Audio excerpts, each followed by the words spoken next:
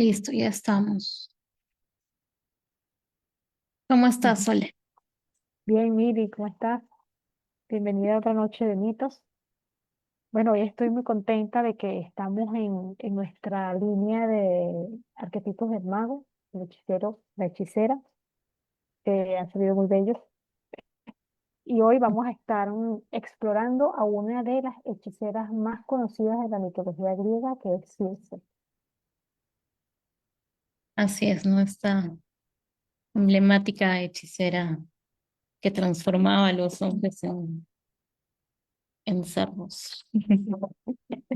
Vamos a ver el porqué también y el poder Vamos a mirar un poquito su que ella, historia. que tenía. Ujú. Entonces comenzamos contigo, Sole. Unos minutos para proyectar. Ok. Voy a compartir. Ya. Y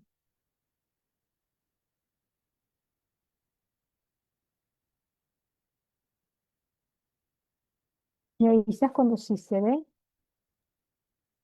Sí, está cargando. está cargando. A ver, Ya está. ajá, ya le voy a pasar a presentación.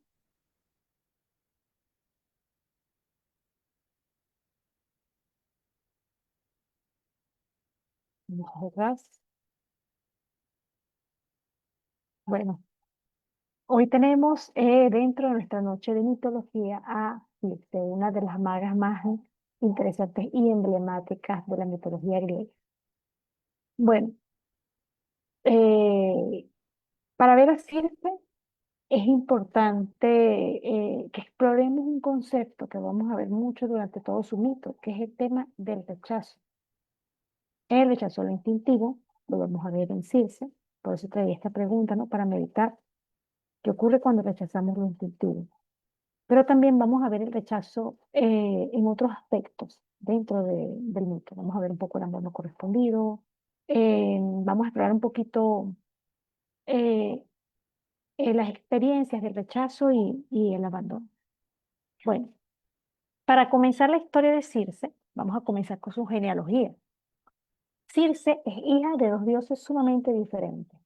Su papá es Helios, dios del sol, que está relacionado a la profecía, a la iluminación, al poder, por supuesto. Helios lo podía ver todo. Recordemos que Helios es una figura que nos aparece muchísimas veces en la mitología como un observador. Por ejemplo, durante la historia de Afrodita y Ares, el romance de Afrodita y Ares, es Helios que envía el romance y lo dice. Eh, Helios entonces es un dios con una capacidad, por ser el dios del sol, una capacidad profética inmensa, un poder inmenso, un dominio inmenso sobre el cielo y la tierra. Helios se enamora de una ninfa. Esta ninfa es una ninfa de las aguas. eh, Tiene, por supuesto, como está vinculada a las aguas, tiene poder vinculado a lo místico, a las emociones, y como ninfa no tenía el mismo rango de Helios, pero también tenía cualidades místicas y mágicas. O sea, tenía un aspecto, digamos, menos, no es un dios como Helios, pero igual tenía poder. De esta unión nacen varios personajes conocidos. Primeramente el rey Eaetes, que es uno de los hermanos de Circe, además de la famosa Pasífae. Aetes lo vamos a ver dentro de la mitología como un personaje que se hace rey y que termina siendo el padre de la muy conocida Medea. Medea es también hechicera, vendría siendo sobrina de Circe. Ya vamos a ver que ella también tiene un lugar importante dentro de la historia de Circe. Medea la exploramos, por cierto, en una de las series de mitología anteriores con Karina Aguado, así que quien quiera explorar más a fondo la historia de ella, la tenemos en YouTube. Pero es importante mencionar, ¿no? Que Medea viene siendo una hechicera bastante poderosa y es una figura que tiene un papel importante dentro de la saga de Jasón y los Argonautas. De hecho, su historia, aunque no es, tiene algunos rasgos similares con la historia de Circe, y vamos a ver ahorita, no nos vamos a adelantar, ya vamos a ver en cómo se conecta con la historia de Circe. Pero Medea, ¿no? una de las cosas por las que es conocida, además de su sabiduría, su inteligencia y su gran capacidad para la magia, es que ella se enamora perdidamente de Jasón, quien en realidad no la ama. Ya vamos a ver un poco eso, ¿no? Por ese amor a Jasón, ella traiciona a su familia. Medea es un personaje bastante complejo, pero es también un espejo, ¿no? De esta, como vamos viendo, esta genealogía de mujeres poderosas, de mujeres poderosas y complejas que son parte de la familia de Circe y que vamos a ver también en la esencia de Circe. Eh, por otro lado, Circe es hermana de Pasífae. Pasífae, esta es una de las, la que tenemos a la derecha, es una de las pinturas más conocidas sobre Pasífae de la era griega.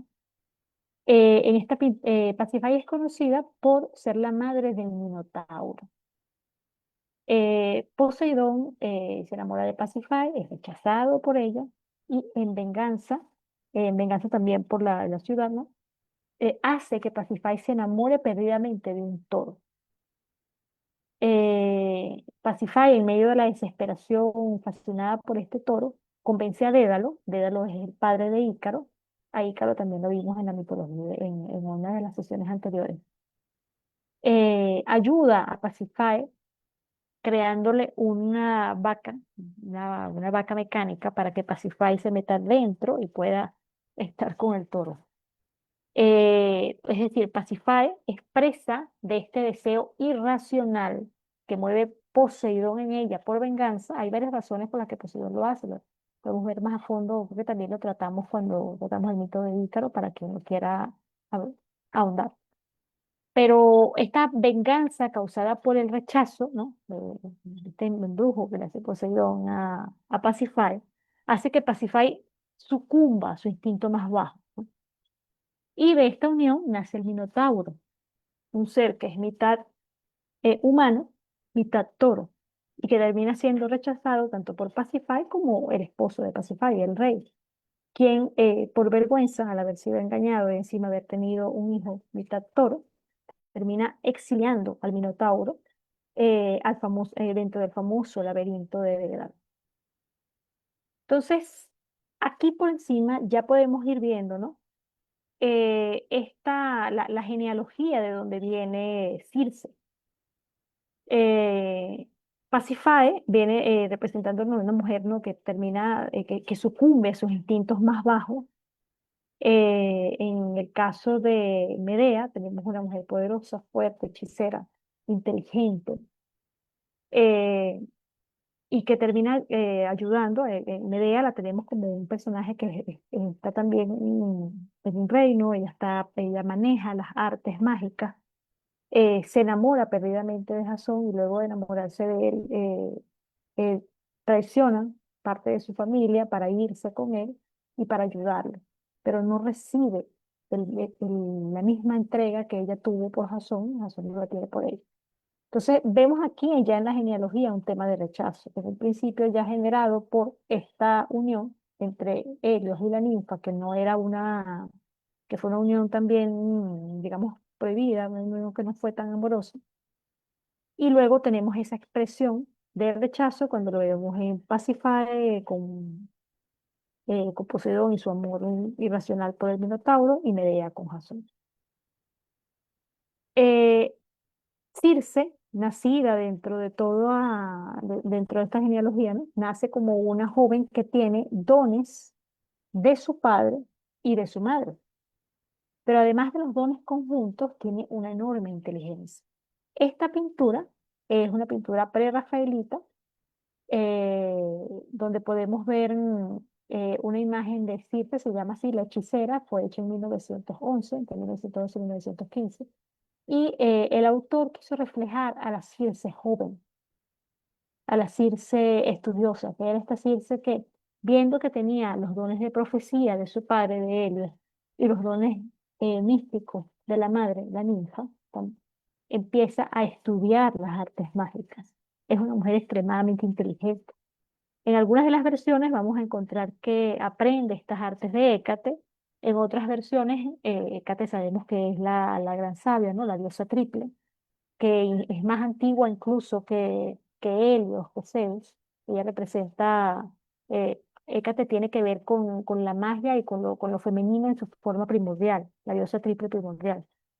Entonces vamos a encontrar que en algunas versiones Circe se ha comunicado con ella para obtener estos poderes mágicos y en otras versiones los ha aprendido a través de sus propias prácticas, a través de su propio estudio. Entonces nos está hablando de una mujer bastante inteligente. Circe, bueno, vamos a ver, a explorar un poco sus dones.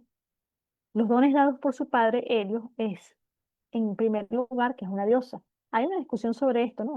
Algunas versiones la ven como diosa, otros no, pero evidentemente tenía sangre de diosa al ser hija de Helios. Es sabia, es iluminada y tiene el don de la profecía, por supuesto, que es el mismo don de su padre.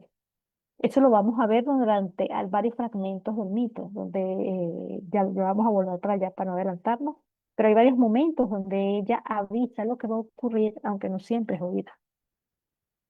Además, bueno, tiene los dones de su madre, de la ninfa. Tiene el canto. Se cuenta que el canto de Circe fascinaba a quien podía oírlo, que era este, aquí vemos un don, ¿no?, que nos suena a los dones de la sirena, por supuesto, porque su madre es una ninfa acuática. Eh, el canto era uno de las artes que vamos a ver con las que también entretiene a los amigos de Odiseo, en la historia que vamos a ver un poco más adelante. El canto es además la forma en la que ella expresa sus emociones, en la que se comunica, ¿no? Tiene, por supuesto, los dones de las artes mágicas y está vinculada a las emociones profundas, al igual que las ninfas. Las ninfas de agua son conocidas dentro de la mitología griega por su vínculo con las emociones. Por ejemplo, tenemos figuras como las mismas sirenas o las ondinas que están relacionadas a las emociones. A veces aparecen las sirenas en algunas historias, o en su mayoría las vamos a encontrar vinculadas a las emociones negativas o al descenso, pero también vamos a encontrar muchas de las ninfas de agua también asociadas a las emociones positivas o a la transformación de las emociones. En el caso de Circe, ya vamos a ver en la historia cómo las emociones pueden ser la que le jueguen una mala pasada a nuestra querida heroína. Bueno, los dones ganados. Esto me parece muy importante mencionarlo, porque a diferencia de muchos dioses griegos en los que encontramos el poder dado por naturaleza, ella es una diosa que por eso se vincula mucho su vínculo entre lo Dios y lo humano, porque ella gana mucho de sus poderes y sus fuerzas. O sea, es alguien que se ha esforzado por cultivarse, por estudiar, por trabajar su naturaleza y perfeccionarla. Ahí vemos las artes mágicas que ya les había mencionado. Circe sabía hacer pócimas, tenía el manejo de las hierbas sagradas, conocía las plantas, conocía formas de curación de distintas enfermedades y además tenía un don muy especial para el contacto con los animales. Podía comunicarse con ellos y tenía gran vínculo con ellos. Ya vamos a ver cómo esto se va transformando más adelante. Circe, bueno, la vemos representada mucho dentro de las pinturas y las artes en su vínculo con los animales, ¿no? Un poco también el reflejo de esa naturaleza diferente, fuerte, indómita de Circe. Al ser una mujer extremadamente inteligente, mitad diosa, mitad ninfa, era por supuesto fascinante. Se cuenta que quien la veía se prendaba de ella, pero además de eso es una mujer muy poderosa por la inteligencia y por el hecho de manejar la magia, que sabemos que en este caso la magia además tiene se le mezcla el punto del misterio, ¿no? El temor que le podían tener por su poder, pero al mismo tiempo la admiración.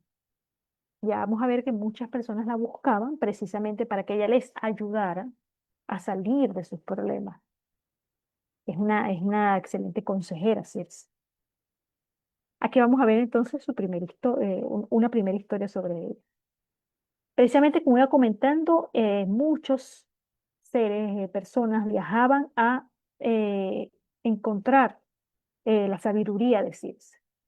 Y entre estas personas se acerca este compañero, se llama Perseo, que se enamora de una ninfa llamada Exila. Exila era una ninfa muy hermosa que estaba jugando frente al mar. Él se enamora perdidamente de ella, pero él es un ser mitad humano, mitad pez. Vamos aquí un poquito de vínculo con la emoción, ¿no? Él está perdidamente enamorado de Exila, se acerca a ella y le confiesa este amor arrebatado que tiene. Exila, sin embargo, lo rechaza, porque rechaza o le parece muy extraño el físico de él al ser mitad humano, mitad pez, simplemente no le gusta. Es un amor no correspondido. Él se deprime mucho por esto, así que va a visitar a Circe y le pide que le haga una pócima para que lo ame. Pero en medio de la ceguera del amor que él tiene por Exila, no se da cuenta que Circe sí se siente atraída por él. Ella, a diferencia de Exila, se fascina por lo diferente que es. Le parece especial ese físico, el hecho de que esté mezclado con una cola de pez y se enamora perdidamente. Circe intenta convencerlo, diciéndole que en efecto Exila no lo iba a aceptar, no lo iba a amar, y que en cambio ella sí podía amarlo, y que ella amaba eso que era diferente y que no era aceptado en él. A pesar de esto, él está tan cegado por el amor de Exila que la rechaza. Y aún rechazándola, fíjense este detalle. Bueno, si nos vemos a lo cotidiano, ¿no? Lo natural como caballero es que, cónchale, te estoy rechazando. Lo mejor es que se hubiera retirado ella, ¿no? Discúlpame, te respeto, no puedo corresponderte y me voy. Pero no, este personaje llega y además que la rechaza, le vuelve a pedir la pócima para que Exila se enamore de él. Yo creo que no, es fuerte lo que ocurre después, ¿no? Pero podemos entender el sentimiento de Circe, ¿no? Circe se siente muy dolida al sentirse rechazada y además sentirse, digamos, un poco usada dentro de esta imagen, ¿no? O sea, de que encima de que me rechaza, quieres que te ayude a conquistar a otra. Sin embargo, ella disimula esta rabia, ¿no? Que siente y le dice que sí, que lo va a ayudar. Sin embargo, la decisión que toma Circe, movida por estas emociones oscuras, ¿no? Por supuesto, se empieza a llenar de molestia, a pesar de que intenta ayudarlo, siente envidia, ¿no? Por Exila, tiene rabia por Exila y rabia por esta petición. Así que ella sí hace la pócima, y hay varias versiones del mito. En algunas versiones ella le da la pócima a él para que él se la dé directamente a Exila. En otras versiones ella va hacia donde está Exila, la observa, y es tanta la rabia que agarra que echa la pócima en el lugar donde ella está nadando, luego se va y le dice a él que vaya a buscar a su amada. Independientemente de las versiones, ¿no? Cuando él va a buscarla a la amada, observa que Exila se ha transformado en un monstruo, en el famoso monstruo Exila, que lo vamos a ver en diversas versiones de la mitología, que es un monstruo formado por algunas versiones, la mayoría tiene 6 cabezas. Eh, Exila ya era este ser hecho de 6 cabezas, tenía mucha rabia, empieza a descontrolarse y eh, el hombre enamorado de ella deja de enamorarse de él.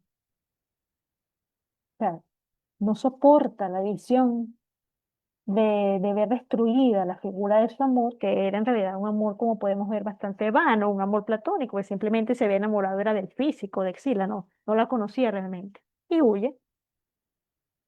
Y Exila, en medio de esto, se molesta, por supuesto, expresa de emociones con toda la razón, ¿no? ¿Qué culpa tiene ella para que le hayan hecho todo esto? Expresa de emociones muy dolorosas, muy profundas, y se convierte en el famoso monstruo del mar. A Exila la vamos a encontrar en otras historias de la mitología. Hay algunas versiones de Exila que la emparentan con Hécate. Es curioso esto. Aunque no va directo a la historia de ciencia, me parece importante mencionarlo para entender algunas cosas que vamos a ver después. Hay una versión de Exila donde Exila es una hija de Hécate, eh, que nace rechazada, que nace como un espanto marino. La descripción que se le da es con 12 patas, que permanecían sin desarrollo, patas de perro que permanecían sin desarrollo, 6 cabezas terribles de serpientes que se balancean en un largo cuello. En cada boca los dientes mortíferos se alineaban en 3 hileras. Esta es la narración que le da a Karkerenji. Con ellos pesca sacando sus cabezas de la cueva y buscando entre las rocas delfines, focas o monstruos marinos más grandes. De hecho, Exila vuelve a aparecer más adelante en esta historia, ya cuando Circe conoce a Odiseo. Esa la vamos a narrar un poco más adelante, ¿no? Y Exila es uno de los monstruos a quien Odiseo tiene que enfrentar. Y de quien, por cierto, Circe termina dándole consejos a Odiseo para poder enfrentar a Exila. Es importante saber de dónde viene, fíjense esto, ¿no? Exila, estando allí atrapada, volviendo a la historia de Circe, ¿no?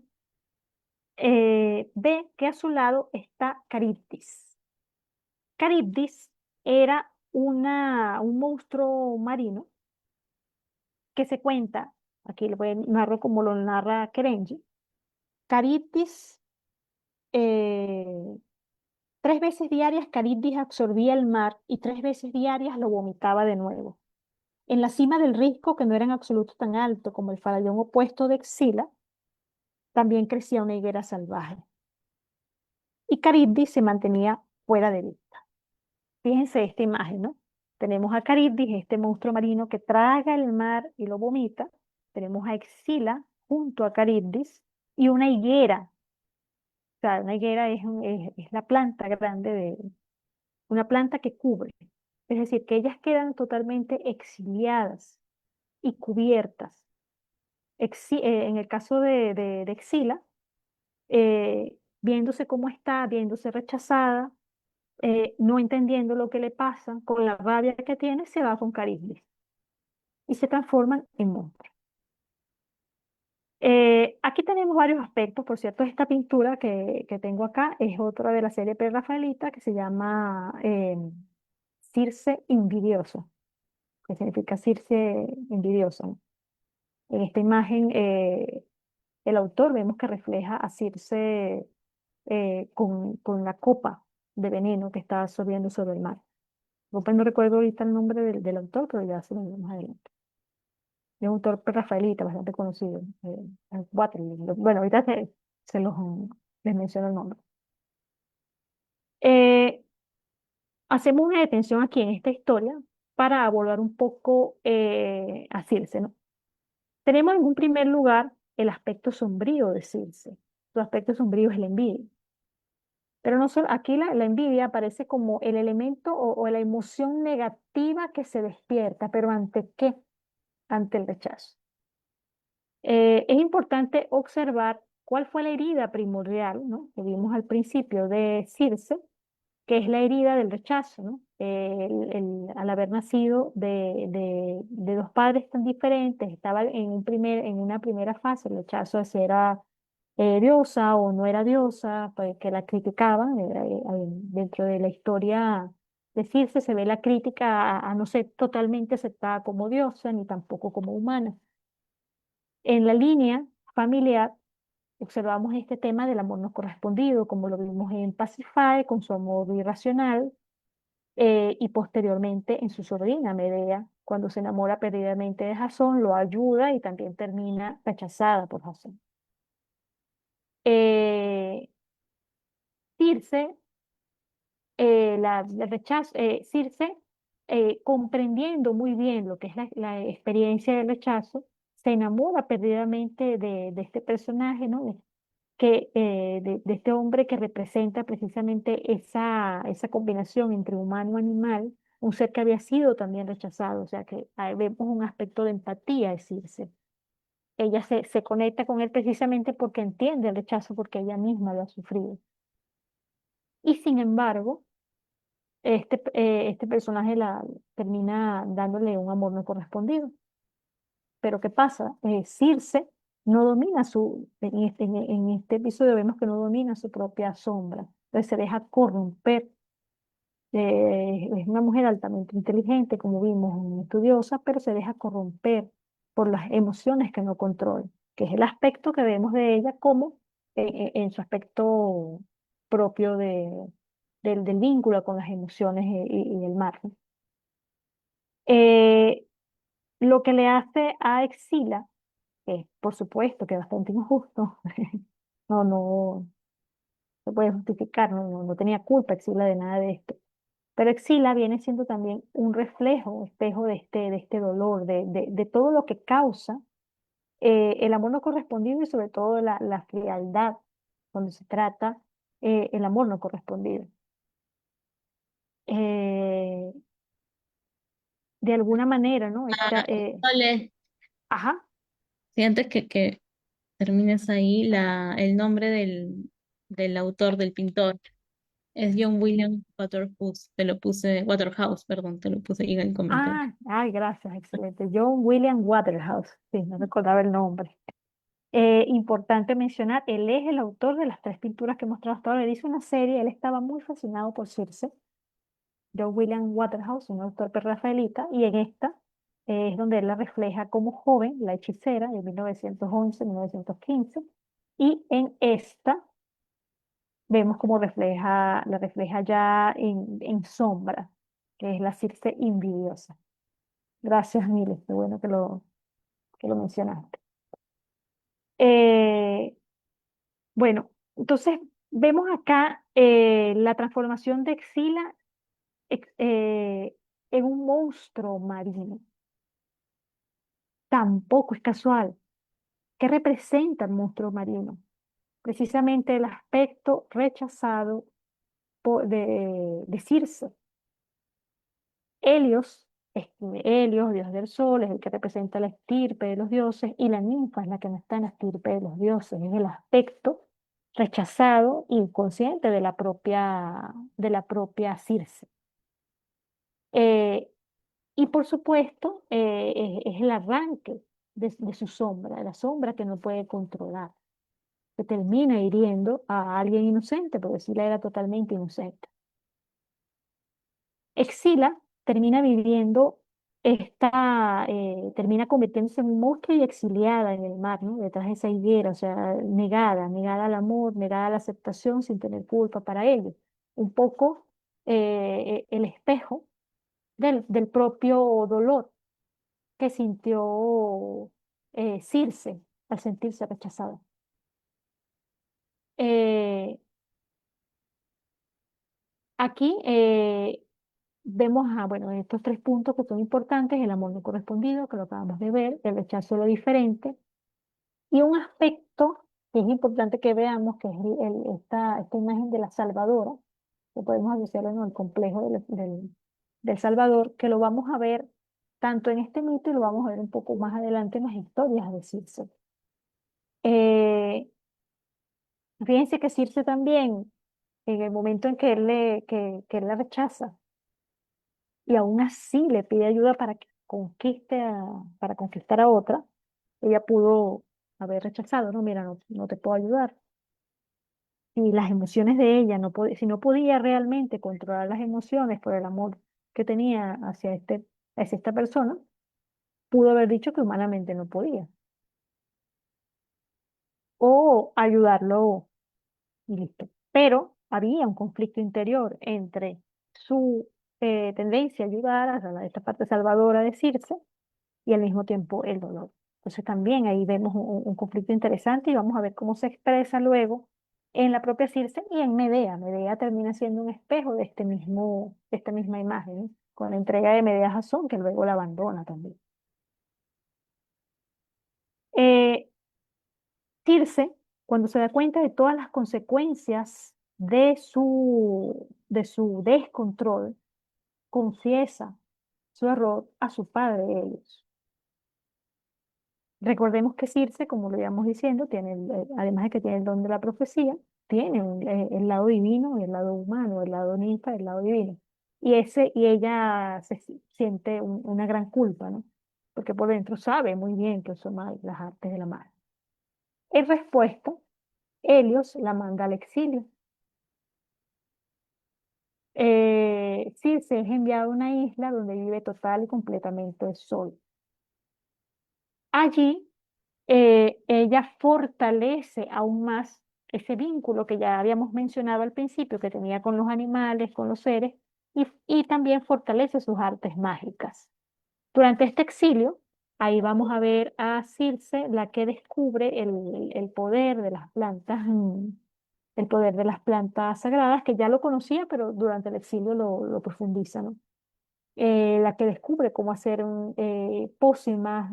Entonces hay una transformación, que es lo de la doncella que vimos al principio, pintada por Waterhouse, a la que siente estas emociones oscuras para luego transformarse en la gran hechicera Circe.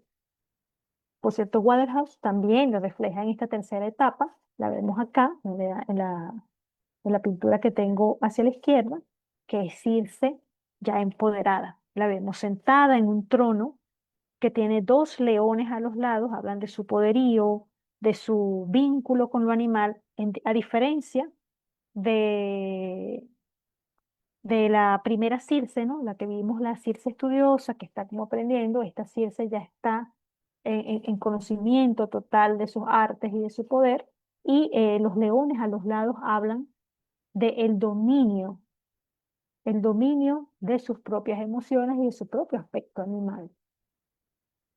Aquí el animal, es importante entender esto, el animal y su vínculo con los animales representan su vínculo con lo irracional, con lo instintivo, con las fuerzas interiores, con lo salvaje en el sentido de lo instintivo, de lo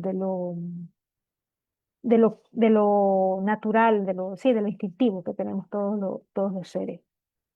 Entonces, fíjense que vamos a ver en la mitología los dioses que tienen un buen vínculo con los animales suelen ser más los que tienen aspecto mago, los que tienen aspecto hechicero o chamánico, o también lo vamos a ver en los dioses que tienen aspecto, o sea, que tienen un gran vínculo con sus emociones, con lo caótico, en el buen sentido, con el descontrol, o sea, con la parte animal que tenemos.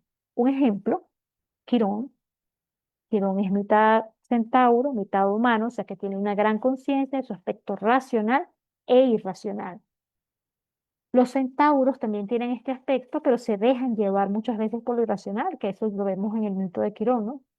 Y lo vemos por lo menos en Hércules, cuando se enfrenta a los lapitas, que los lapitas son centauros, pelean con Hércules y se dejan llevar por el lado animal. Quirón hace la diferencia al hacer un equilibrio entre estos dos aspectos y por eso es el gran sabio que es.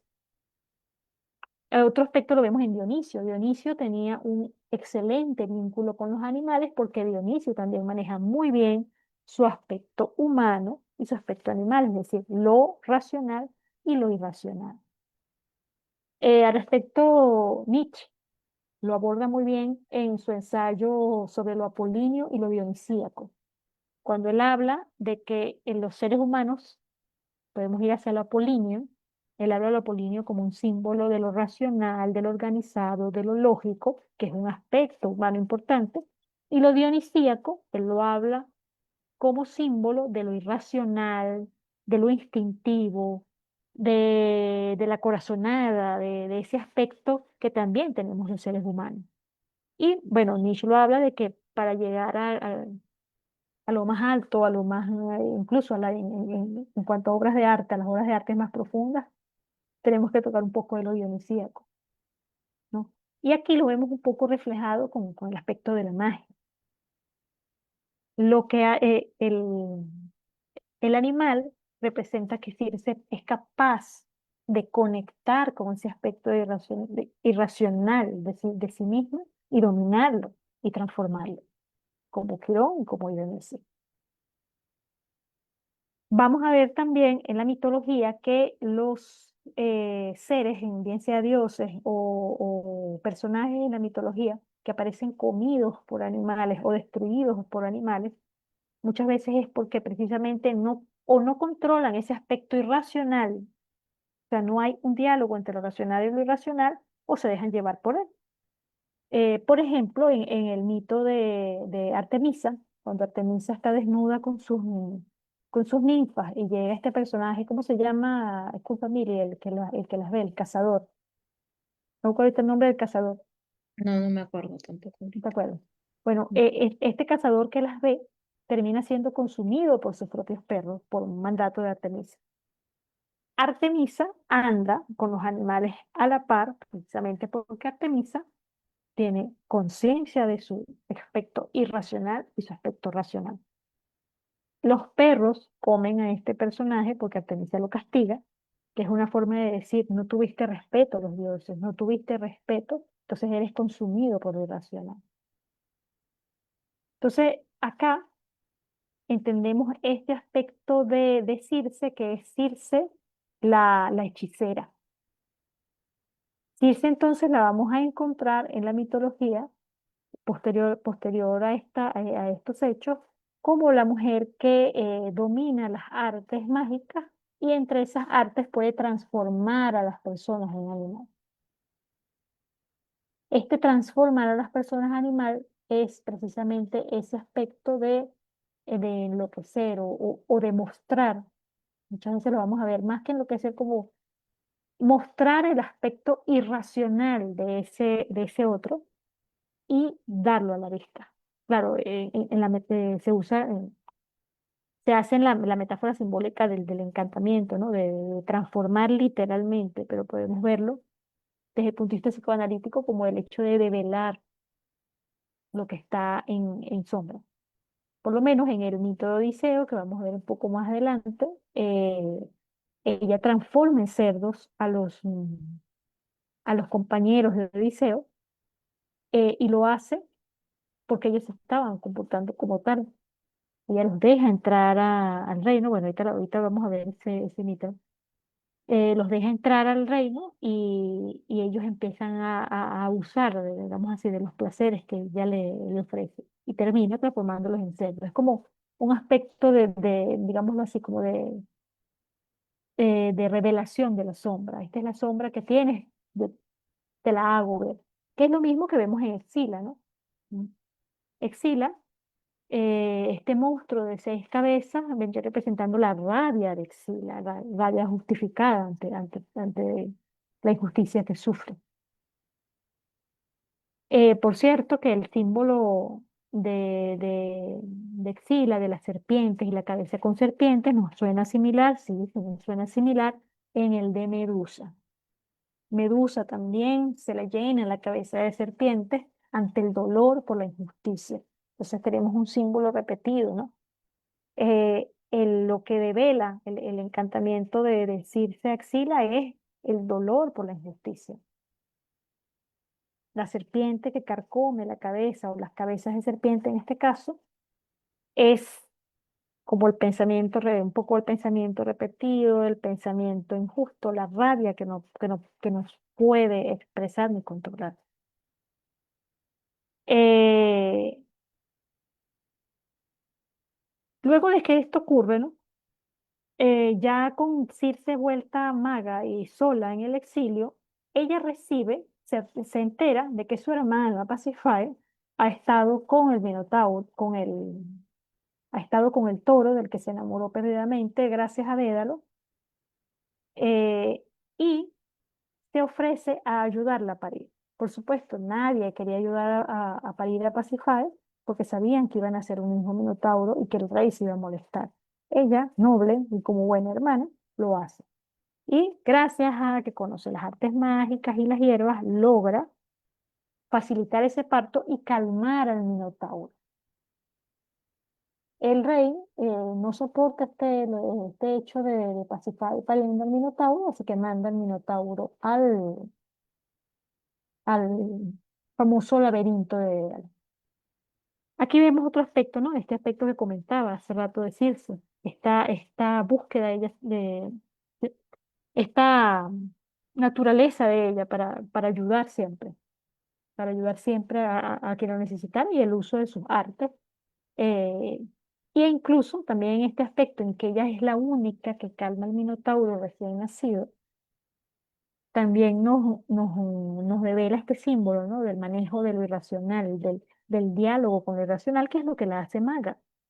Un mago no puede ser mago si no conoce su aspecto irracional, porque la magia tiene que ver con eso, cuando hablamos de lo instintivo y cuando hablamos de la intuición. De hecho, bueno, Jung comenta que la intuición y la sensación las llama funciones irracionales, mientras que el pensamiento y el sentimiento son funciones racionales. Precisamente Jung hace esta diferenciación para hablar de que la intuición responde al instinto, a algo que no viene de calculado por la cabeza o dominado por los sentimientos, sino que es algo que va más allá, que es irracional, que tiene que ver con una facultad de poder ver las posibilidades de lo que puede ocurrir. Entonces, eh, el vínculo de Circe con los animales, y en este caso con el Minotauro, es eso. Ella puede calmar al Minotauro porque entiende lo racional y además entiende el rechazo como lo hemos visto durante toda la historia. El Minotauro es un hijo rechazado. Luego de esto, vuelve a estar en su exilio, ¿no? Y vienen Medea, su sobrina, y Jasón. Medea y Jasón vienen a pedirle ayuda también a Circe porque necesitan purificarse por algo que hicieron. Circe, amando a su sobrina, la ayuda sin preguntar qué fue lo que hizo. Va y las lleva al río, mete a Jasón y Medea y les hace con sus artes mágicas una limpieza espiritual. Una vez purificados, Medea le confiesa a Circe lo que hizo, que mató a gran parte de su familia, que mató a sus hijos, que traicionó la, la visión que tenía el reino por enamorada de Jasón y para ayudar a Jasón y a los argonautas en su búsqueda. Circe queda totalmente desorientada y dolida al ver que su sobrina había traicionado a su familia y la expulsa, pues, la saca del reino. No le hace como la ama, no es capaz de, por supuesto, de hacer ningún daño a su sobrina, pero la expulsa. Eh, pero antes de expulsarla, le advierte que Jasón no va a ser recíproco con ella, que la va a abandonar. Ella no escucha a Circe y se va con Jasón, y bueno, ya viene toda la historia de Jasón y Medea. Aquí también vemos el aspecto profético de Circe cuando le advierte a Medea. Pero también vemos un poco la misma experiencia, ¿no? Medea viene siendo un espejo de la misma Circe.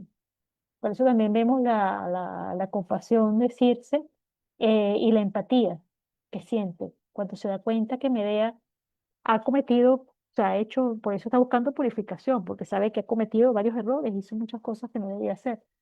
Pero entiende muy bien Circe de dónde viene el hecho, porque ella misma lo vivió. O sea, hay este espejo, ¿no?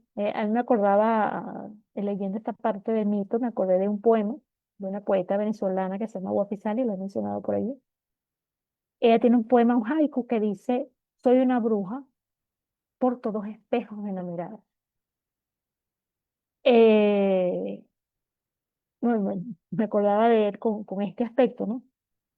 Eh, el aspecto profético de decirse, en este caso, es el espejo. Lo que está mostrando Circe a Medea es la proyección de lo que la misma Circe vivió. Observó que Medea estaba en el mismo camino, que iba con la misma tendencia que ella tuvo. Eh, bueno, hasta acá vemos, vamos a hacer una pausa en esta parte. Vamos bueno, aquí Emilio, ahorita Karin logró entrar. No, está con lo del evento de México, que es como comienza mañana, Ujú. todos los compañeros de México están ahí que organizan hasta Ah, lo último bueno, para tener preparado mañana temprano todo. recuerden que mañana comienza nuestro encuentro de psicología analítica en México. No se lo pueden perder quienes estén en México. Cari está allá con nuestros compañeros. Entonces, no sé, Mili, si quieres pasar tú a tu parte o narro el mito de Circe y Odiseo y si prefieres pasar antes o después del mito Mm, creo que después del mito. del mito. Ok. Sí, justo Cari sí dice, bueno, mandó una foto que están arreglando el Ay, qué altar belleza. para el Día de los Muertos también ahí. Qué emoción. Recuerden que estar en nuestro encuentro de psicología analítica en el EUSI 24 y 25 va a estar bellísimo. En este momento, bueno, lo que nos está contando Mili se está preparando un altar para recibirlas con toda la forma tradicional y la memoria de México. Qué belleza. Bueno, entonces vamos entonces a contarles otro mito sobre Circe, que es uno de los mitos más famosos, que es el mito de Circe y Odiseo. Eh, bueno, ya vimos a Circe, ¿no? Que había ayudado a su hermana Pasifae, ayudó a su sobrina Medea y seguía en su exilio. A pesar de estas ayudas, bueno, ella quedó, estas hermanas y su familia la visitaba, pero ya ella no era recibida en el reino. Entonces Circe se acostumbra, ¿no? Se acostumbra a esta soledad, a estar aislada. Cuando ella ve llegar un barco lleno de hombres que vienen de un largo viaje. Eh, Ellos llegan a la isla de Circe, pero se acercan todos menos Odiseo y uno de los compañeros de Odiseo que decide esconderse. Circe recibe a todos los compañeros y les brinda hospitalidad. Le da los mejores manjares, les da comida, les da vino, les da bienes, y todos ellos emocionados empiezan a comer. El amigo de Odiseo, que se había escondido, sospecha que hay algo extraño, así que decide no ser visto, sino simplemente seguir observando la escena. Circe los recibe y encuentra que estos hombres son insaciables, incluso algunos, en algunas versiones se ve como que buscan, ¿no? A las ninfas que están en la tierra de Circe. Circe llega y hace una de sus pócimas mágicas con sus hierbas y la coloca en la comida de los compañeros de Odiseo y termina transformándolos en cerdos. Eh, todos estos hombres corren desesperados por la isla, presos de la irracionalidad, ¿no? De ser un cerdo, corren por todos lados. Y este amigo de Odiseo, al darse cuenta de todo, escapa y le avisa a Odiseo lo que está pasando. Odiseo quiere ir a salvar a sus amigos, pero no sabe cómo hacerlo porque tiene miedo al poder decirse. Entonces va y se va, se aísla pensando qué puede hacer y en eso llega Hermes. ¿Quién más, no? Otro Hermes, el conocido por cruzar todos los mundos y por saberlo todo, ¿no? Hermes le dice a Odiseo que él le va a dar una planta mágica para que la coma y con eso se proteja del hechizo de Circe. Pero que por favor, por supuesto, no lo diga. Odiseo acepta, consume la planta y se va a donde Circe. Cuando Circe intenta transformar a Odiseo en cerdo, no lo logra. Y esto sorprende a Circe porque es primera vez que ve que sus artes mágicas no funcionan. Eh, entonces Circe se empieza a enamorar de Odiseo porque ve en él un hombre diferente y un hombre que a quien no pudo dominar. Tienen un romance, Odiseo y Circe. En algunas versiones se dice que de un año, en otras dice que son 7 años, pero hay un largo romance entre estos dos. Odiseo ama a Circe y le enseña, o sea, o le enseña, perdón, ama a Circe, no le enseña a sentirse amada y aceptada. Y Circe con eso baja la guardia, ¿no? Baja esta sensación que hemos visto durante todos los mitos, ¿no? Este dolor que tiene, baja. Y decide, se enamora de Odiseo. Sin embargo, Odiseo le dice que él sigue amando a su querida Penélope, que sabemos que es el motivo del famoso regreso a Ítaca de Odiseo. Odiseo siempre ha estado enamorado de Penélope, que es su amor verdadero, su esposa. Él hace este largo viaje. Durante este viaje vamos a encontrar entre los amores no correspondidos hacia Odiseo, vamos a ver a Circe y a Calipso. De Calipso la vimos la semana pasada. Eh, Circe, sin embargo, eh, a pesar del dolor, ¿no? Del rechazo de Odiseo, ella decide ayudarlo. En algunas versiones, por cierto, hay versiones donde incluso tienen hijos juntos. En otras versiones no tienen hijos. Es bastante, hay bastantes versiones. Pero independientemente de las versiones, ella decide ayudarlo y dejarlo que él se vaya donde la mujer que ama. Le ayuda a armar el barco y le da algunos consejos a Odiseo para hacer el viaje. Entre esos consejos le dice que debe ir al inframundo y le aconseja ir a hablar al reino de Hades para que encuentre a Tiresias. Recordemos que Tiresias es también un gran mago de la mitología griega. Tiresias es un mago que quedó ciego por una venganza de Zeus y Hera. Eh, Esto se dice que fue porque había una disputa entre Zeus y Hera sobre quién disfrutaba más en la cama, ¿no? Si el hombre o la mujer. Zeus decía que la mujer por esto, y Hera decía que el hombre por esto y esto. Tiresias dio su opinión diciendo que era la mujer y Hera molesta, lo ciega, ¿no? Tiresias además tiene muchísimas historias interesantes, ¿no? Muchísimas. Pero bueno, ya para esta época, de este momento de Circe, Tiresias ya estaba muerto y estaba en el inframundo. Entonces Circe le advierte a Odiseo que no puede continuar el viaje sin hablar con él porque necesita saber algunas cosas antes de enfrentar el viaje de Ítaca. También le dice que él va a poder llegar, pero que no va a ser fácil. Y lo aconseja de cómo enfrentar a Exila, que vimos en la primera parte del lector. Gracias a estos consejos, gracias a la protección y todo el apoyo que le dio Circe, al final ella desencanta a los tripulantes y los vuelve humanos otra vez. Entonces, gracias a los cuidados, la comida, todo lo que les brindó y el amor que le brindó Odiseo, ellos retoman el viaje de Ítaca y bueno, de ahí viene el largo viaje de Odiseo.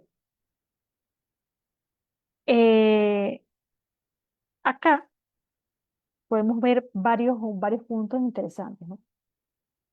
Primeramente, eh, este aspecto del amor, ¿no? Del amor. Circe está convirtiendo en cerdos a los hombres, también podemos verlo como un símbolo también de su propia autoprotección. Vimos la historia de Circe anterior, fue abandonada, negada por los padres, rechazada. Luego está exiliada por su propio padre, de nuevo una figura masculina, el amor no correspondido que sufrió. la culpa por lo que le hizo Exila. Entonces, el refugio que tiene realmente Circe ante toda esta realidad es los animales como este aspecto de lo racional que veníamos conversando, de su propia intuición y de la relación con lo racional en sí mismo. Y el convertirlos en cerdos es también una defensa, diría, viéndolo desde la psicología analítica, desde lo cotidiano, sería como rechazar a todo el que se acerque, ¿no? Convertirlo en cerdo, o sea, cantarlo, no quiero ni ver. Es la poca disposición que tiene en este momento ella a enamorarse. Odiseo rompe esto porque al no transformarse, al no poder ser transformado, es como si rompe el poderío que ella ha obtenido, rompe la barrera que ella ha puesto para amar. Pero fíjense que Odiseo al final termina también abandonándola después de que ella le ayudó por tantos años, lo nutrió, lo apoyó, que es la misma triángulo del Salvador y de la Salvadora que vimos en gran parte de la historia de Circe. Eh, Además ajá, incluso en la versión que tienen hijos, bueno, aún más doloroso, ¿no? Porque la dejó con los hijos, que es igual de doloroso. Y vemos aquí también lo que habla de los espejos, ¿no? Ella advierte a Medea de que Jasón, a pesar de toda la ayuda que le dio, Jasón se va a ir, y aún así hace lo mismo por Odiseo. Y no podemos decir que no lo sabía, porque además es profética, ¿no? Vimos entonces su mito, que ella es profética. Así que muy por dentro seguramente siempre supo que no iba a recibir ese mismo amor recíproco, pero actuó desde el amor, se enamora verdaderamente de Odiseo. Entonces, un desarrollo interesante del personaje. Es importante mencionar que hay una autora contemporánea, no recuerdo ahorita el nombre, María Elena, para buscar el nombre, que escribió una novela sobre Circe y ella profundiza, ¿no? En los aspectos míticos, también entendiendo el aspecto poderoso, reconociendo el aspecto poderoso, la inteligencia de Circe, una visión feminista de Circe. La novela es de Madeleine Miller. Es una novela bastante interesante, la recomiendo porque además enlaza todos estos episodios míticos desde su ficción, ¿no? Claro, ella añade también cosas de la ficción, pero hace un análisis bastante interesante de Circe. Eh, bueno, vemos este aspecto, ¿no? de la salvadora en Circe.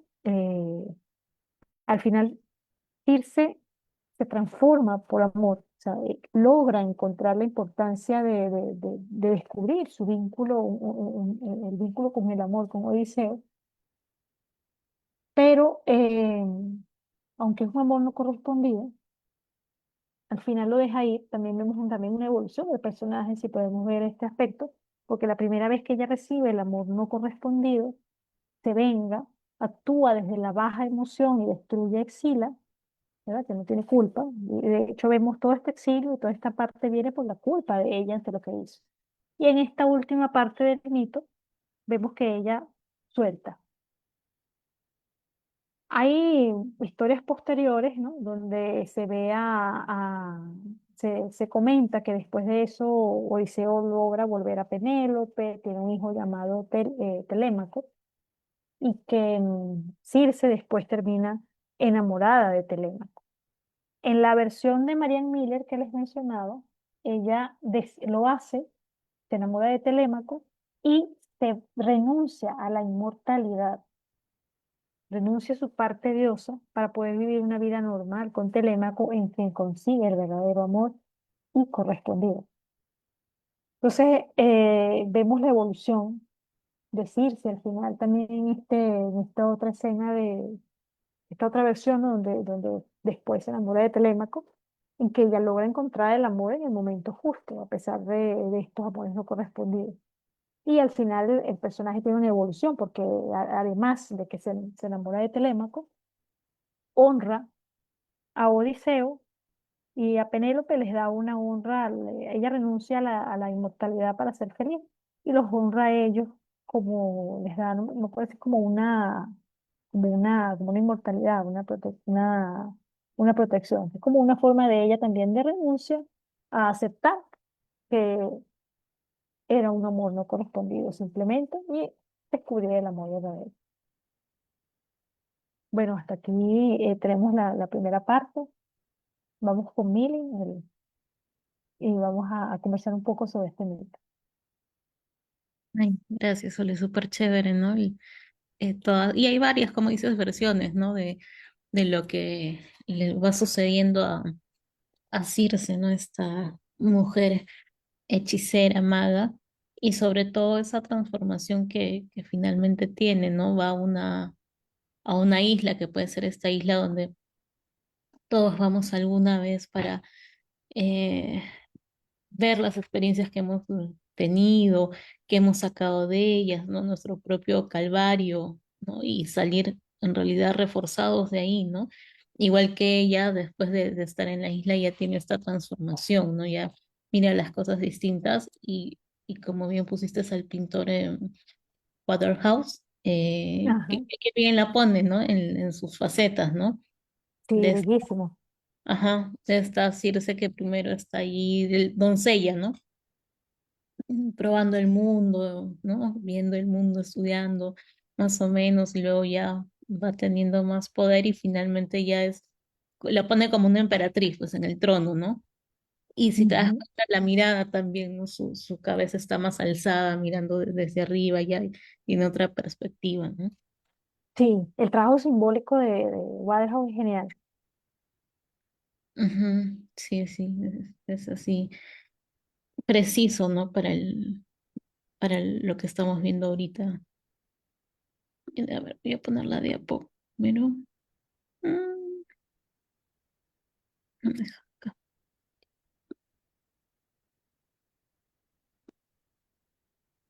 Se ve, ¿no? Sí, a ver,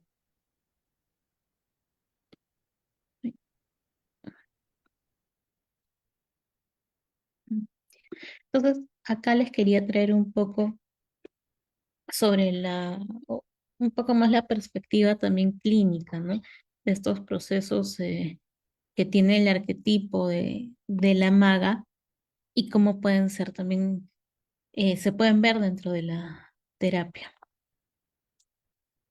Entonces, cuando en sí hablamos del arquetipo del mago, en este caso de la maga, de Circe, que sería la imagen arquetípica, no nos estamos refiriendo también tanto a figuras de fantasía o sobrenaturales o muy lejanas, ¿no? Ilusorias, sino este arquetipo es una fuerza también psíquica profunda que va a despertar en ciertos momentos de nuestros procesos terapéuticos, especialmente en este caso de la maga, en mujeres que comienzan poco a poco a recuperar su poder interior después de haber cedido o haberlo mantenido dormido durante mucho tiempo. En consulta, digamos que esta energía del arquetipo suele aparecer cuando la mujer deja primero de buscar aprobación externa y empieza a escuchar su voz interna del instinto, de la intuición, ¿no? Justamente de todo este poder que Circe tiene. Y en el momento en que deja de ser aprendiz, como veíamos en la obra de Waterhouse, em, ya ahí empieza a reconocerse como portadora de sabiduría también. Ay. Em, y en sí no es un despertar fácil, ¿no? O sea, Circe se va a su isla y está un tiempo ahí, ¿no? Se va como que al exilio. Muchas veces este despertar también llega después de estos exilios que pueden ser periodos de crisis, de pérdida, de desilusión, de enfermedades, etcétera.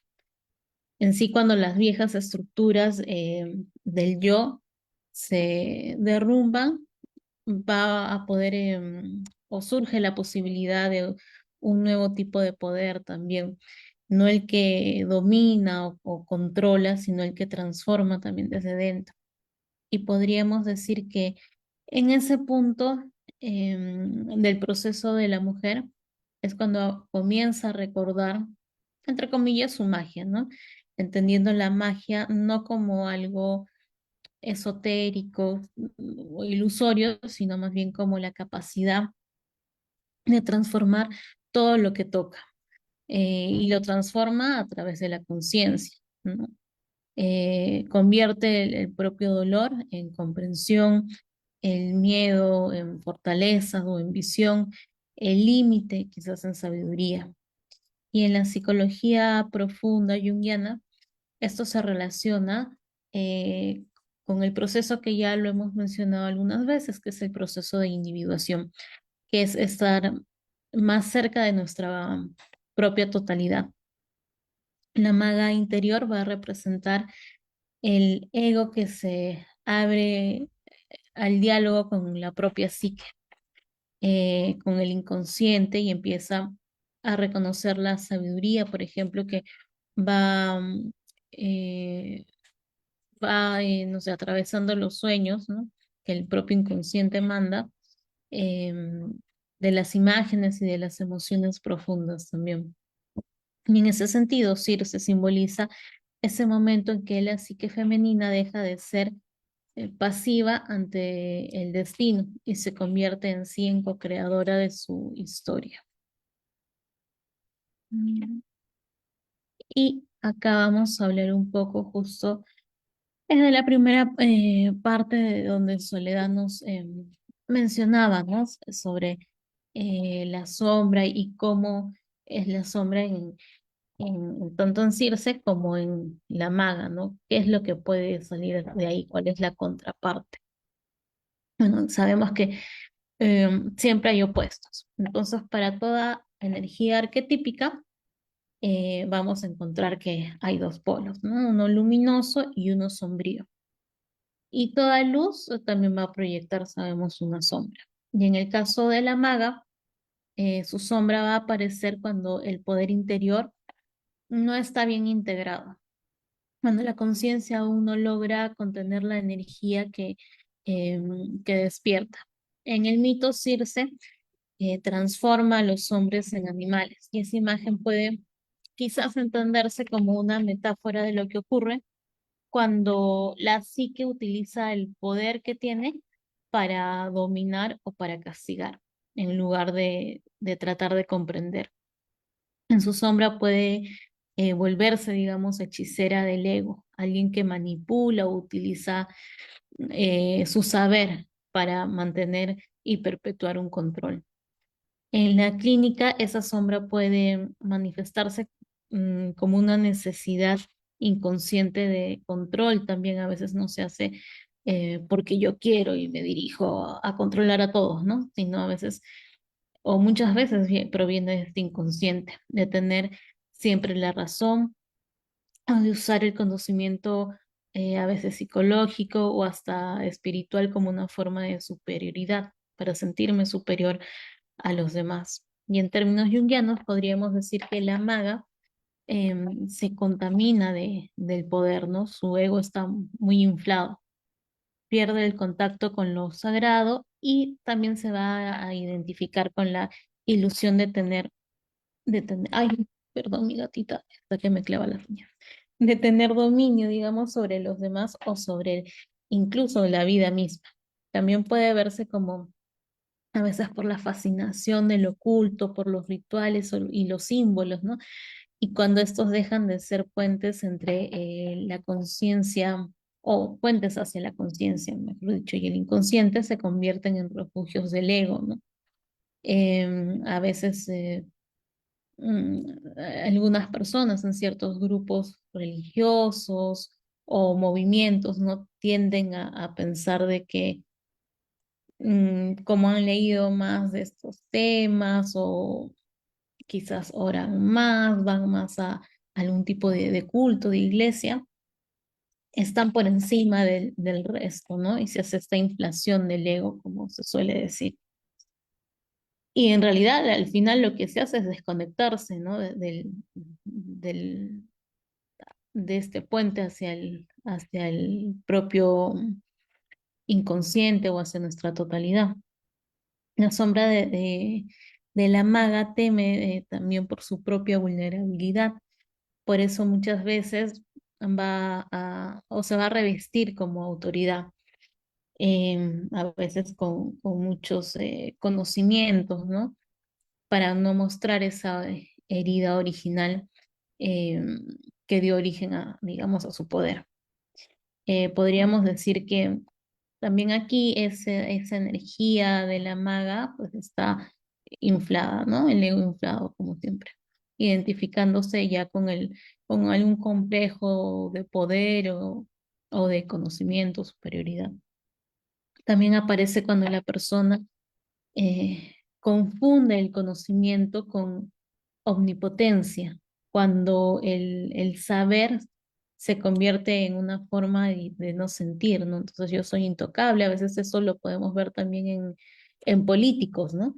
Que piensan que están por encima de la ley porque ellos creen saber más que todos y saben los tejes y manejes, ¿no? Entonces nadie, son intocables, digamos.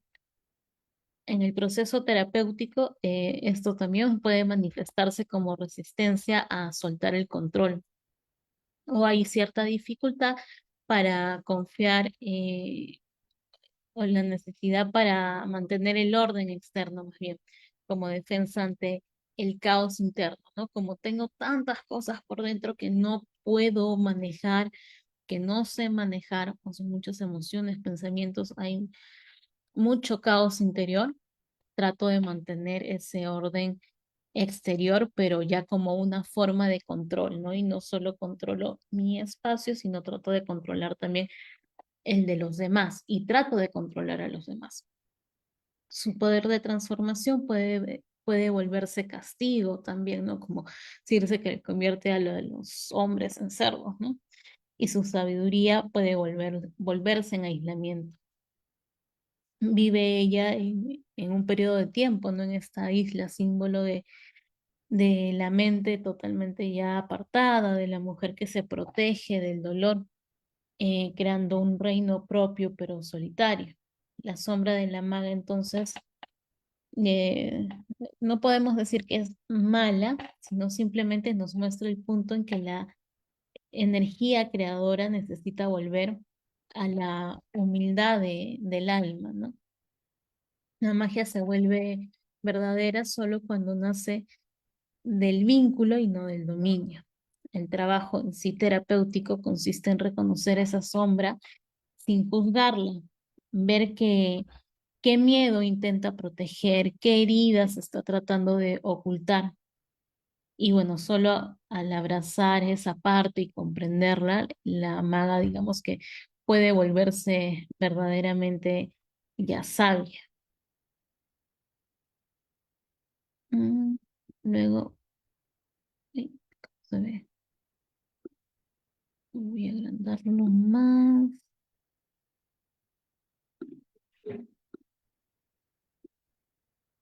Se quedó ahí cortado.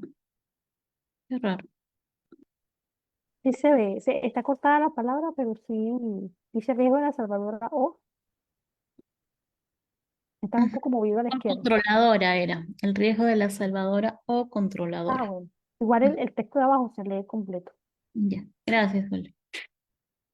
Bueno, entonces una de las formas también más frecuentes que tiene la sombra de la maga para manifestarse, sobre todo en mujeres, por ejemplo, con vocación de ayuda, es a través del arquetipo de la salvadora.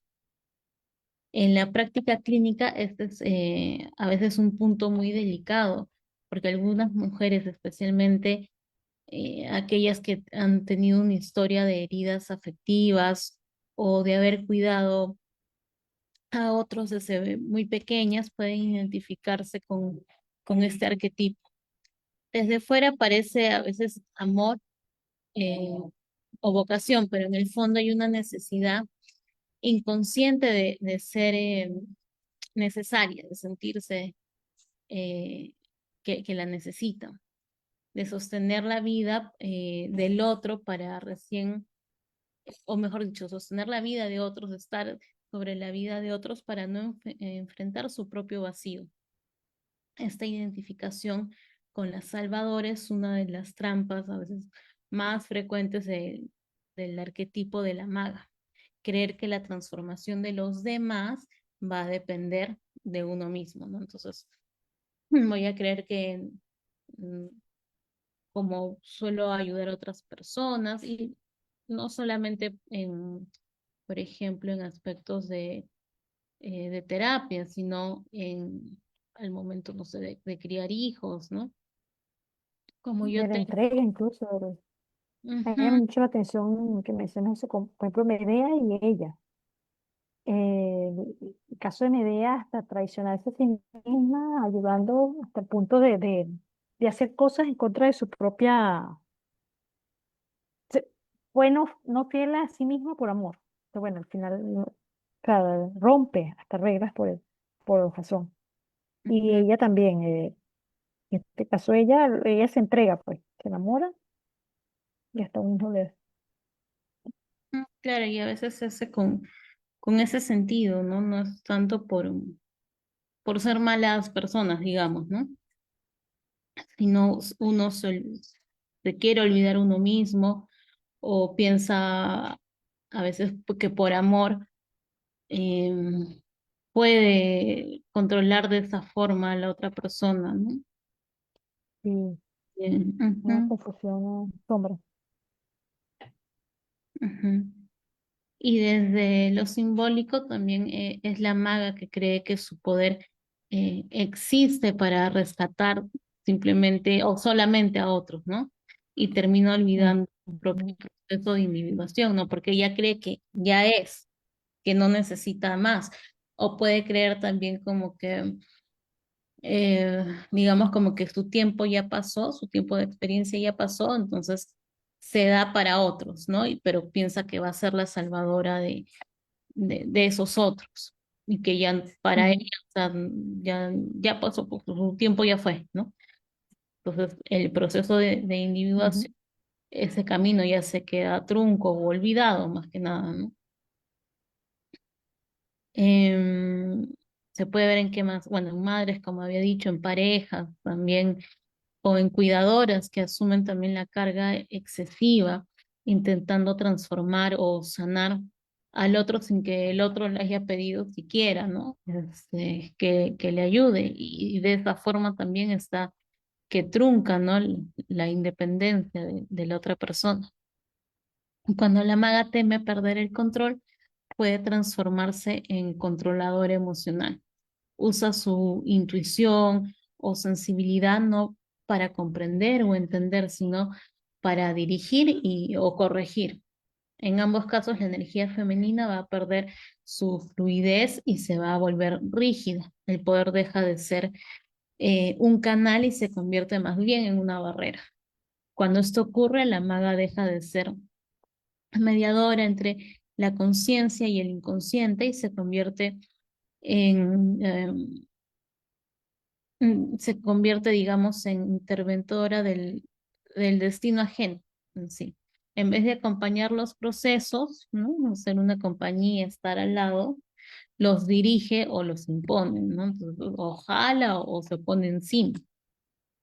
Y cuando la herida de control aparece, la maga teme pues perder su centro y empieza a manipular. Y no desde la maldad, ¿no? Muchas veces, a veces lo hace también desde el miedo a que todo se desborde, entonces trata de mantenerlo controlado. En ambos casos lo que necesita no es renunciar a ese poder, sino recordar en sí eh, que, que la verdadera magia va a ocurrir en lo relacional, no en la relación, no en el dominio, sino en cómo es mis relaciones con el otro y cómo quizás allí puedo ayudarlo, pero no dominar. En terapia el proceso consiste en reconocer ese impulso y devolverle, digamos, su raíz al alma. No salvar, sino acompañar. No controlar, sino más bien comprender al otro.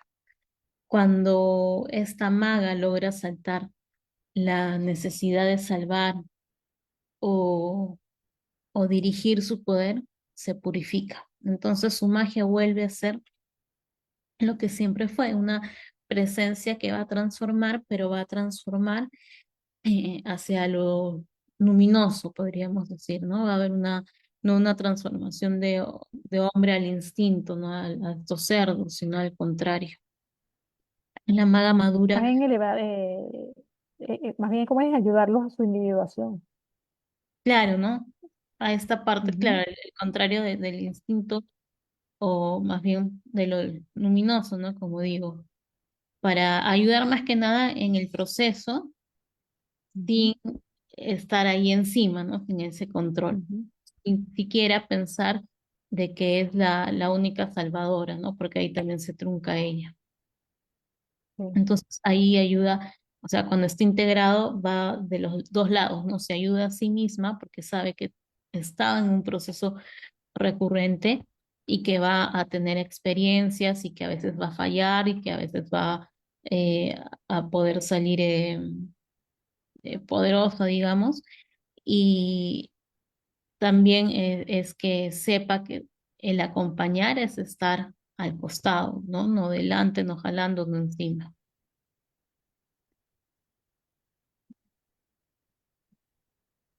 sí, Muy bien, el conocimiento interior como proceso alquímico del alma. Entonces, cuando nos referimos a la magia, ¿no? A este tipo de magia o magia interior, en realidad estamos hablando de un proceso profundamente alquímico. Pero ¿qué es la alquimia también? La alquimia en su origen no era solamente o no era en sí la búsqueda de transformar metales en oro, más bien era un lenguaje eh, que se sabía que era simbólico, una forma de poder describir los procesos de la conciencia humana, saber que esta conciencia puede transmutar el sufrimiento en sabiduría. Jung decía que el alquimista en su laboratorio no solo transformaba las sustancias en sí, o básicamente se transformaba a sí mismo. Lo mismo ocurre en la terapia. No trabajamos en sí sobre los síntomas, sino sobre la relación viva que existe con ellos, ¿no? Que tenemos con nuestros propios síntomas. En el plano simbólico, podríamos decir que el plomo representa aquello que nos pesa, el dolor, los miedos, las partes que no queremos mirar de nosotros mismos. Y el oro es la conciencia que nace cuando nos atrevemos a sostener ese peso sin huir. La maga, como la hechicera Circe, no escapa del oscuro, se queda más bien. Observa, hace sus mezclas, ¿no? Calienta, espera, y eso es lo que hacemos cuando estamos en un proceso terapéutico, ¿no? Contenemos lo que duele hasta que algo se transforma en comprensión, que tenemos estos famosos insights, ¿no? Hemos comprendido algo que de nosotros mismos que estaba velado. Tenemos como un mayor autoconocimiento sobre nosotros. A veces esa transmutación empieza con algo muy pequeño, ¿no? A veces con un gesto de aceptación a esa parte que hemos estado rechazando, una frase que cambia la dirección de nuestro propio diálogo interno, y en ese momento el alma empieza su trabajo de fuego lento, ¿no? Empieza a hacer toda esta transmutación. Y si lo pensamos clínicamente, el proceso alquímico podría compararse con lo que ocurre cuando una persona llega completamente fragmentada, ¿no? Sintiendo que nada tiene sentido, que todo se rompió, no sabemos para qué estamos acá, o nos preguntamos los mil porqués de, de alguna experiencia que nos pasó, ¿no? Ese es el primer estadio alquímico, la nigredo, que es la oscuridad total. Es el caos del principio, donde lo viejo ha muerto, pero todavía lo nuevo no está naciendo. A veces puede durar meses, a veces años, pero es totalmente necesaria. En la nigredo, el alma reúne la materia prima con la que va a ir trabajando. Luego viene el albedo, que es la etapa del blanqueamiento, cuando algo comienza a aclararse, a entrar luz, cuando la persona empieza a ver las conexiones que hay en una cosa y otra que le han sucedido, cuando empieza a comprender su historia de vida de una manera distinta. En ese punto, esta magia, digamos, interior se vuelve guía, ayudando a que todas las imágenes que tenemos en nuestro inconsciente se vuelvan luz en la conciencia. Y finalmente llega la tercera etapa, que es la rubedo, que es el enrojecimiento, el momento en que el alma se reanima y se vitaliza. Ya no se trata tan solo de entender, sino de vivir desde el nuevo sentir interior, ¿no? Desde esta otra yo, como la imagen de esta Circe como emperatriz, ¿no? Ya vive desde la integración. Em, por ejemplo, una mujer que ha pasado un duelo muy, muy fuerte, ¿no? Puede llegar a sentirse con mucho vacío, sin energía, y a veces durante meses incluso no llorar, ¿no? Todo está como que congelado. Y a medida que va trabajando sus emociones, el inconsciente también puede ir hablando a través de los sueños o a través de los procesos, sobre todo artísticos también. Y podría, por ejemplo, después de estar en esta etapa de congelamiento, haber ciertas imágenes de agua, ¿no? De líquidos o de algo derritiéndose. Y podríamos decir que esa es una imagen que se forja en un laboratorio alquímico, ¿no? Su plomo, que era el bloqueo afectivo después del duelo, se va a convertir en oro, que es la capacidad de sentir otra vez, de fluir, de que las emociones estén allí presentes. Y cuando finalmente, digamos, en este caso se puede llorar, se siente ya un cambio, ¿no? En todo el proceso. Y ya podríamos decir que es un momento en donde la persona entraba a la rubedo. La herida ya se ha convertido en conocimiento, ya tiene más herramientas, ¿no? En el fondo, la alquimia es una manera de hablar también del amor, no del amor romántico, sino de un amor como presencia que va a transformar lo que va tocando. Y cuando la maga aparece en el proceso terapéutico, trae esa cualidad, la capacidad de amar lo oscuro sin exigirle que cambie de inmediato, ¿no? Es poder ir pasando cada etapa con conciencia. Y es justamente allí donde el proceso eh, o donde se produce la verdadera magia, cuando dejamos de pelear con nuestras sombras y empezamos a escuchar qué quiere mostrarnos, qué quiere decirnos, ¿no? En la alquimia eso se llama conjuntium, que es la unión de los opuestos, el matrimonio interior, el matrimonio alquímico, entre lo luminoso y lo oscuro, entre lo humano y lo divino, lo consciente y el inconsciente, o lo consciente y también en lo instintivo. Si pensamos en esta maga, en Circe, desde esta mirada podríamos decir que ella encarna ya una madurez psíquica femenina en su última etapa, ¿no? Porque ha aprendido ya el arte de la transmutación. No reprime, más bien ya empieza a conocer su poder, empieza a escuchar sus propios instintos, sus propias intuiciones. No teme a su sombra, más bien la va a empezar a integrar. y termina integrándola. No busca ser entendida, sino que ya ella se sabe parte de todo ese misterio. Por eso Circe no es una, no la tomamos como una bruja, digamos, en el sentido negativo, sino más bien como una sabia que comprendió que la magia auténtica es la transformación del autoconocimiento, de nuestro propio interior, de nuestro propio inconsciente y de la conciencia.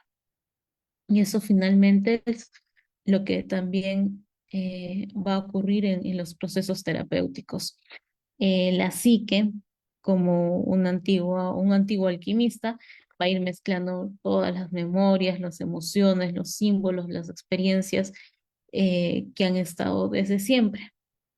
Eh, y sin que sepamos a veces cómo, también la herida brilla, ¿no? A través de estos insights también que vamos obteniendo, ¿no? Empieza a brillar y ese brillo no viene desde fuera, sino ya es desde el interior de esta psique, ¿no? Que se empieza a transmutar y empieza a convertir este plomo en oro. Y la sabiduría también que nace cuando nos atrevemos a atravesar ese fuego, ¿no? A veces eh, nuestro propio calvario que vamos atravesando. Y esa es la magia interior, no hacer que las cosas pasen, sino permitir que lo que ya estaba y lo que estaba dormido despierte y logre transformarse en conciencia.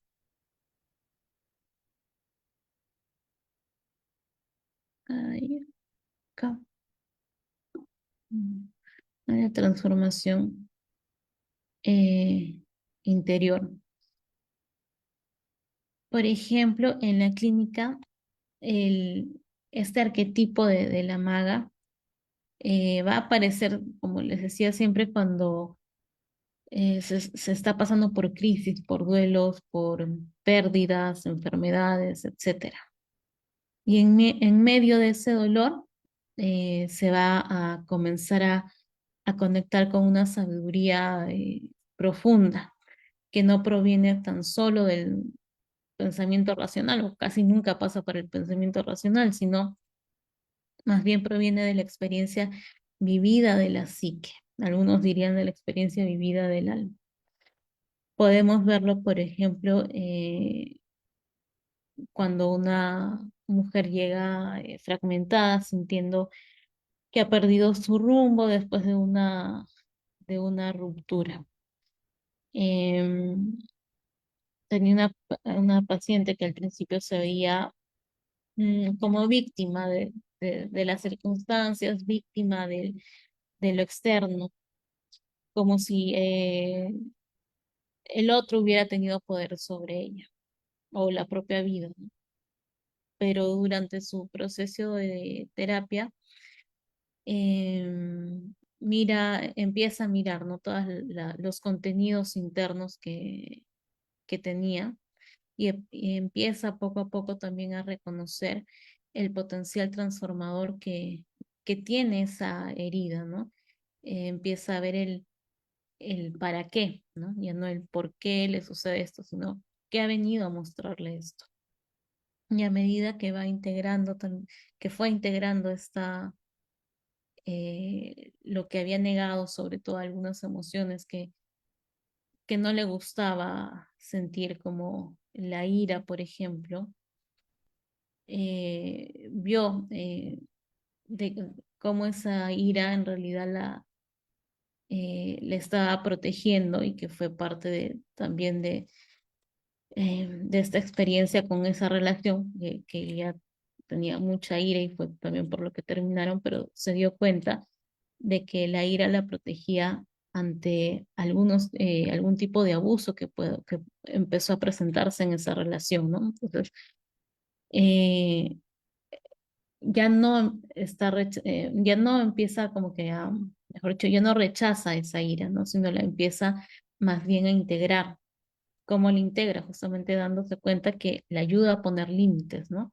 Que ayuda a protegerla. Entonces ya no la ve como algo negativo, ¿sí? Y ahí recién cuando hay ese clic, digamos, ¿no? Ese cambio de poder ver eh, cómo, por ejemplo, la sombra nos puede ayudar. Empezaron a salir más ensayos, empiezan a salir también las raíces, desde dónde provenía eso, desde la niñez y la adolescencia. Y ahí es cuando se empieza otra vez a hacer toda esta alquimia, ¿no? Interna. Y ya finalmente convierte su dolor en sabiduría, porque aprende a través de la ira en realidad a poner límites ya sanos y también entiende que esa ira la ayudaba a moverse de esa situación que no era la adecuada en sí. Entonces esos cambios marcan, digamos, como que este paso de la magia defensiva, ¿no? O la que quiere controlar hacia este poder más maduro de conocimiento o la maga madura, digamos, ¿no? La que sabe acerca de la transformación y cuando uno ya ha podido transformar una cosa interior, digamos, un objeto de plomo a oro, sabe que el siguiente, por más que cueste, también va a poderlo transformar, ¿no?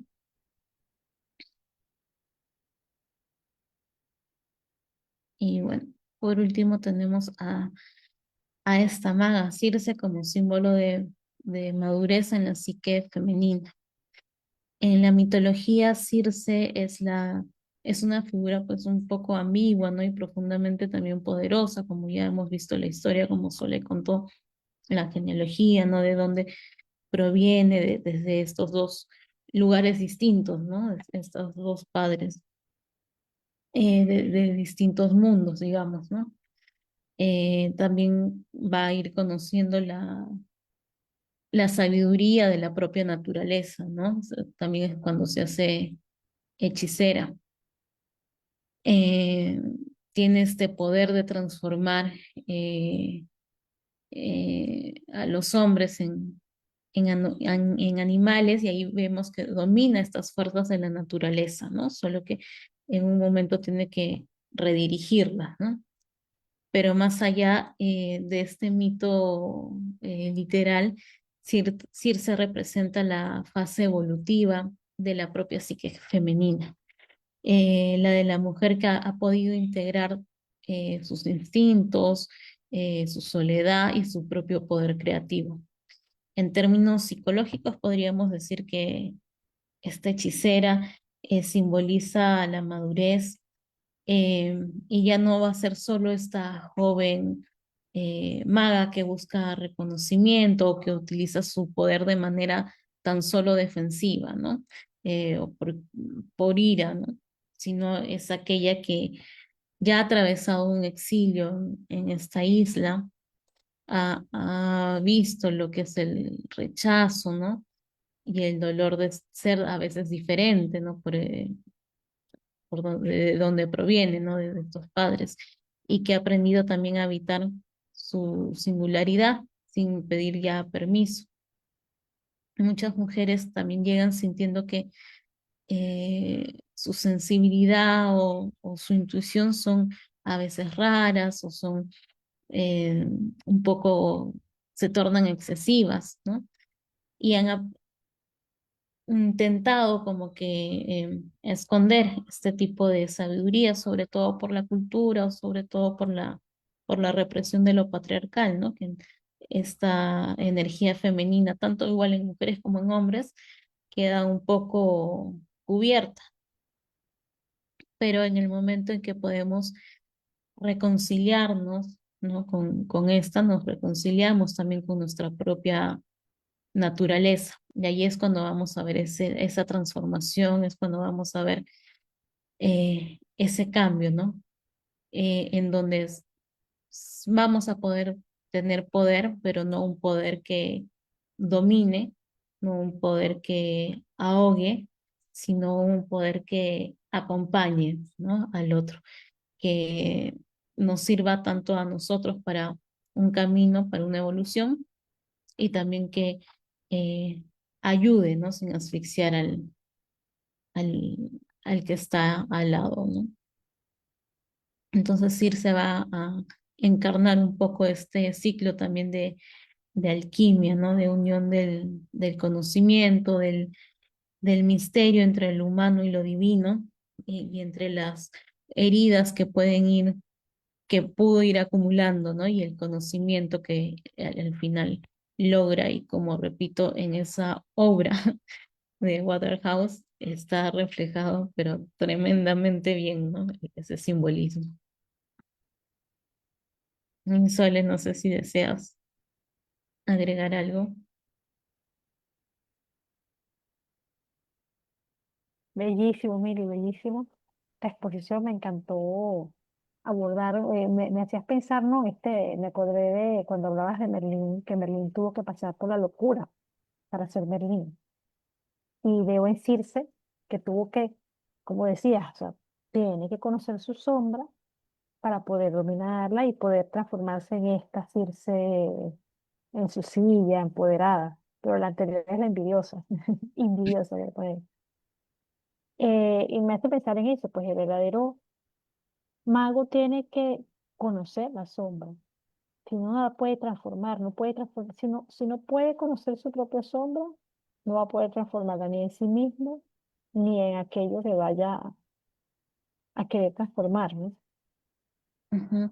Y no logra despertar, ¿no? Ese poder que es finalmente Ujú, el cambio de chip de pensamiento, ¿no? Porque a todos nos pasan cosas que no nos gustaría, ¿no? Que nos pasen ujú. cosas negativas, ¿no? Y que despiertan sombras, como el caso de Exila, ¿no? Ujú. Es normal que ella sintiera esa rabia y celo, pero ya de ahí a desbocarse y pagar con Exila y no controló la sombra, no controló la emoción. Claro, despiertan pasiones, ¿no? Así Ujú, súper fuertes, ¿no? Em, pero justamente este mago es el que hace ese proceso alquímico y cambia como que el chip, ¿no? En ujú. ese cambio de, porque todo va a seguir igual, ¿no? O sea, la experiencia vivida va a estar allí, ¿no? No puedes No borrar la memoria de esa experiencia mala, no se puede. se queda ahí, ¿no? Está ahí. Pero lo que sí cambia es cómo lo vemos, ¿no? El sentido, o Ujú, nos quedamos eh, unos meses, un año o muchos años en esa experiencia dándole vueltas y vamos acumulando más experiencias negativas a esa y se va haciendo un monstruo grande, ¿no? Que ya ujú. no podemos sostener. O vemos para qué vino, qué puedo rescatar, ¿no? Qué he aprendido y qué herramientas necesito para cuando vuelva a venir una similar, ya esté más atentos o sepa qué hacer, qué alternativas, ¿no? Y por Entonces, ejemplo, en caso de que vemos con la nueva evolución, cuando eso no pasa, por ejemplo, Exila, la misma Exila, pues que queda ahí atrapada como con las serpientes, monstruos, como que Exila no tiene tiempo de hacer esa alquimia, se queda en la rabia. ujú. Y eso también, o sea, nos pasa muchas veces, ¿no? O sea, no siempre en todas las experiencias vamos a llegar a hacer ese proceso, ¿no? Sí, O hay sea, experiencias, sí, ujú, que hay experiencias más difíciles de trabajar. ahí vamos a tener que pasar 3, 4, 5 veces, ¿no? Y a veces nos vamos a morir y no, no las vamos a superar, pero hay otras que sí, y Ujú, que la que puede ser difícil quizás para ti, Soledad, para mí se me ujú. puede hacer fácil también, ¿no? A veces tendemos a compararnos, ¿no? Y decir, pero como si esta persona ha pasado casi similar, casi lo mismo, yo la veo bien y yo no, yo estoy tirada en el piso, ¿no? O sea, es normal, pero para cada quien también es distinto y no hay que medirnos con el otro, ¿no? Sino con Sí, nuestra no. vara también de cómo vamos, ok, me pasó algo similar hace tiempo, ¿cómo hice? Ahora, ¿qué es lo que hago? ¿Me sirvió esta herramienta? ¿Me sirvió esto que usé, sí o no? Y vamos pasando, ¿no? Y ahí va despertando ese mago también, en cada experiencia, ¿no? Como que varios magos que van haciéndose uno solo o uno más fuerte quizá. Y se va despertando y a veces que ahí es donde viene la ayuda, ¿no? Hay situaciones que se nos hacen más fáciles y otras que tenemos que hacer con más proceso y la ayuda. Que ese aspecto de lo que vimos me gusta esa parte del mito de que ella recibe a Medea y a Pasífae.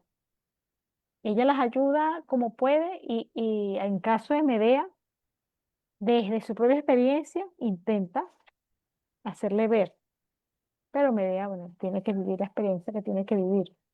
Pero es como, pueden buscar la ayuda, el apoyo desde el diálogo, pero sabiendo que no puedes hacer el proceso por el otro, sino simplemente tú estás dando una guía, Ujú. o la persona te está dando una guía a ti, pero la decisión es tuya. Uno recibe, que es cuando uno, como el caso de Medea y Pacify, a veces uno necesita buscar ese apoyo, pero Ujú. decidir y responsabilizarse uno mismo de lo que uno decide. Claro, ¿no? A veces como estas mamás gallinas o los papás que tienen a sus eternos bebés, ¿no? Que tienen 40 Ujú. años y están casados, pero siguen siendo sus bebés, ¿no?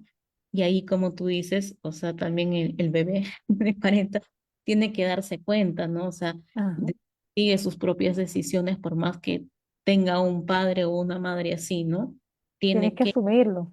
ah, En el exacto. caso cuando Medea, ¿no? Él le dice, mira, Medea, y Medea, yo voy a seguir con mi decisión. Bueno, vaya pues. Ujú. Claro, tiene que responsabilizarse, ¿no? De Ujú. sus actos, ¿no? Así es. Bien, Sole, creo que nos quedamos acá. No sé si hay preguntas. Vamos a ver si hay algunas preguntas en Facebook. Veo aquí, ya se me cerró el Facebook. A ver, vamos a ver. Y bueno, y mientras revisamos las preguntas, también pensaba, ¿no? El tema de Hécate. Eh, no se sabe realmente si aprende de Hécate o no, pero termina siendo una gran maga como ella. O sea, eh, el aspecto de descubrir el propio poder, como Hécate lo tiene Circe. A ver, aquí estoy, ya. ¿Logras ver los comentarios de lo de entrada acá a Facebook? Creo que no hay. Ah, Me parece que no. Porque a veces aparecen, a veces no. Me parece que no.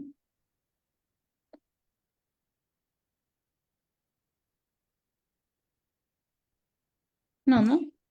no hay, creo que no.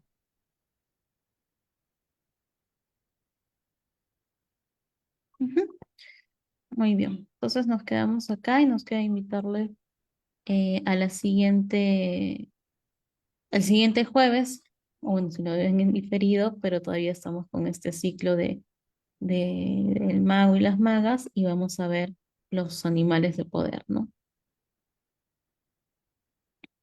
Exacto, nos queda los animales de poder para nuestra propia próxima cita con los mitos el próximo jueves. Ujú. Muy bien, gracias a todos los que nos están viendo ahorita en vivo, a los que nos vayan a ver luego ya en el canal de YouTube. Igual todos los videos se van a YouTube, hay un playlist, así es que pueden buscarlos por allí. Nos vemos. Gracias, Sol. Gracias, Lili.